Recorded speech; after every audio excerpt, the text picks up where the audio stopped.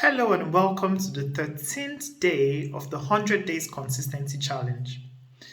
I started telling you yesterday that I will speak about principles over the next couple of days. So I wanted to define and also share 3 characteristics of principles in this video. A principle is a foundational truth upon which we can build other truths. So it is sort of a baseline or basic structure upon which we can develop or build other truths. 3 characteristics of principles are: 1, principles are universal. It doesn't matter where you are in the world, that principle will remain the same. It applies everywhere, whether in Europe, in America, wherever you are, a principle remains the same. And I want to clarify that I'm speaking about principles between human beings here. I'm not speaking about principles of science or nature, but social principles. So a principle will remain the same everywhere. Now, another clarification: when I speak of principles, I don't mean culture. I mean principles, because there's different cultures in the world, obviously, and some things that are accepted in certain cultures may not be accepted in another culture. But principles are different, and I'll speak about this in the next couple of days. So a principle is universal. The second thing about a principle, which is a fundamental characteristic, is that a principle is timeless.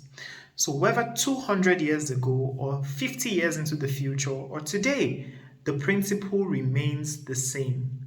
Principles do not change based on time. They have been here before we came and will remain here even after we're gone. The third and more important part of a principle I'd like to speak about today is that a principle has a cause and effect relationship. So if you do this, this will be the outcome. It's almost predictable. It's many times predictable, actually, except other factors come into place which are sort of the exception. But basically, a principle is a cause and effect. Now, let me speak about a natural principle to sort of illustrate my point. If you plant a seed, the effect of that is that you will have a crop.